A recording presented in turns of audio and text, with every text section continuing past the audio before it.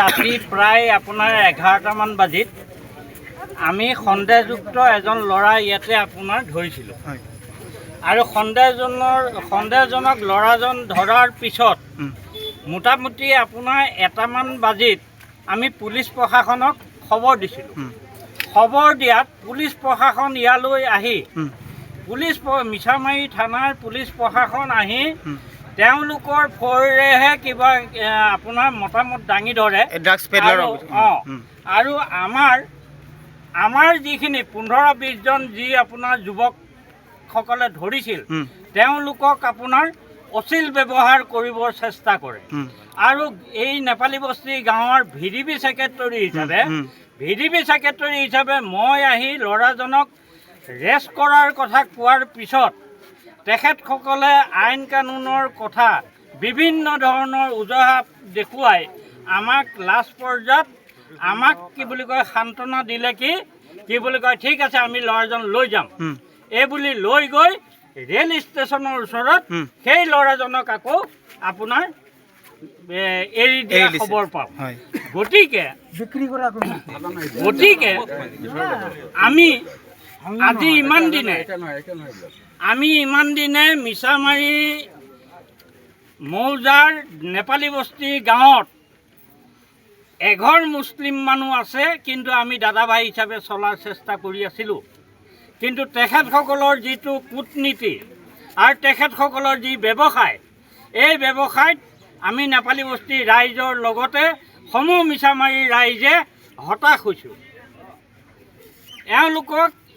এওঁলোকক আমি কোনো কাৰণতে বশ কৰিব পৰা নাই আৰু আমাৰ গাঁৱৰে এজন সৰু আপোনাৰ 16-17 বছৰীয়া এজন যুৱকক তেখেতলোকে এই ড্ৰাগছ জবৰদস্তি খুৱাই লৈ সেই ল'ৰাজনক বিপথে পৰিচালিত কৰি আজি 3 দিনৰ আগত এই ল'ৰাজন আপোনাৰ 2 দিনৰ কাৰণে ঘৰৰ পৰা নিৰুদ্দেশ হৈছে।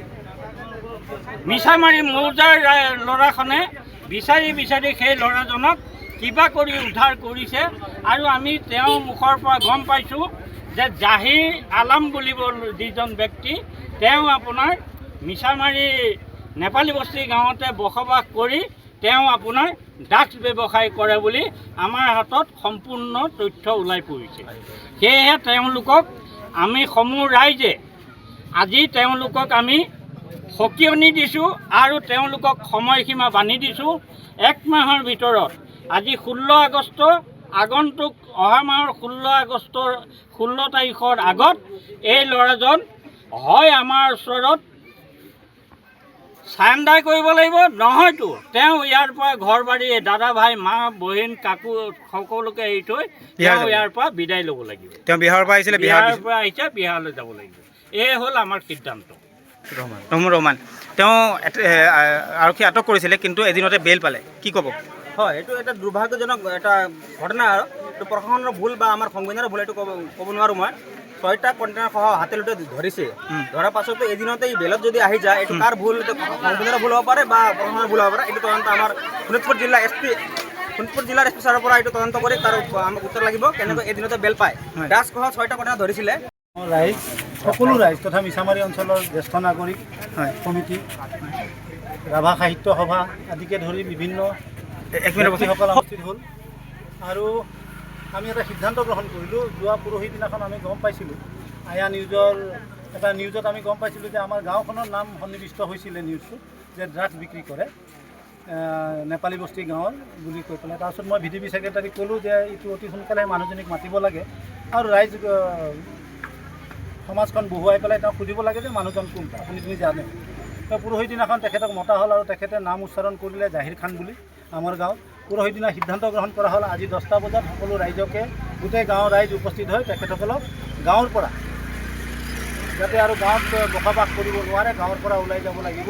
ভৱিষ্যতে আমাৰ ল'ৰা ছোৱালীক যাতে ধ্বংস কৰিব নোৱাৰে, ড্ৰাগছৰ দ্বাৰা আকৃষ্ট কৰিব নোৱাৰে, তাৰ ব্যৱস্থা কৰা হ'ব।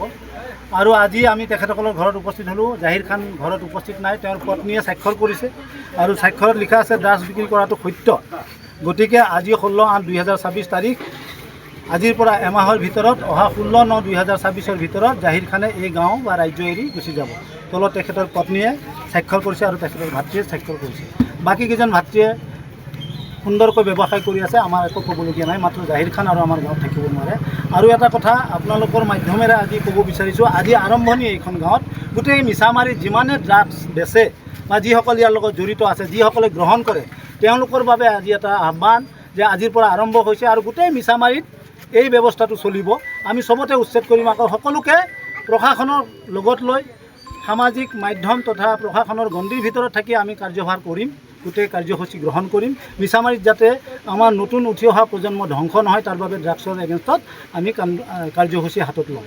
আৰু এটা কথা হ'ল, আমাৰ ৰাইজে কৈছে প্ৰশাসনৰ ভুল আছে, কিন্তু প্ৰশাসনৰ ভুলটো আচলতে এনেকুৱা ধৰণৰ, কিছুমান ক্ষেত্ৰত অকণমান টেকনিকেল ডিফেক্ট এটা আহে। আজি আমাৰ কোনোবাই কৈছে যে সিদিনাখন যি দুজনক ধৰিছিল মিছামাৰী আৰক্ষী থানাই, সন্ধিয়ালৈকে তেওঁলোকক এৰি দিয়া হ'ল।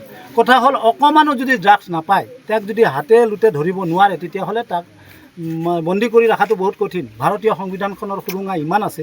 গতিকে প্ৰশাসনক খং কৰিব নালাগে, ৰাগ কৰিব নালাগে। প্ৰশাসনক কোনোবাই কৈছে প্ৰশাসন জড়িত থকা বুলি, প্ৰশাসন ইয়াৰ লগত জড়িত নাই। তেখেতসকলে মিছামাৰী আৰক্ষী থানা সদায় সজাগ হৈ আছে ড্ৰাগছৰ এগেইনষ্টত বা বিভিন্ন অপকৰ্মৰ এগেইনষ্টত। গতিকে প্ৰশাসনে আমাক সহায় কৰিব, মিছামাৰী অ'চিয়ে আমাক সহায় কৰিব, শোণিতপুৰ জিলা প্ৰশাসনে আমাক সহায় কৰিব।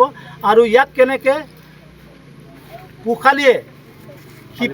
পোখালিয়ে যাতে আমি উভাৰি পেলাব পাৰোঁ মিছামাৰীৰ পৰা, তাৰ বাবে ব্যৱস্থা কৰিম। অনাগত সময়ত গোটেই মিছামাৰী সমাজক আমন্ত্ৰণ জনাই এখন বৃহৎ ড্ৰাগছ সজাগতা সভা এখন আহ্বান কৰিম।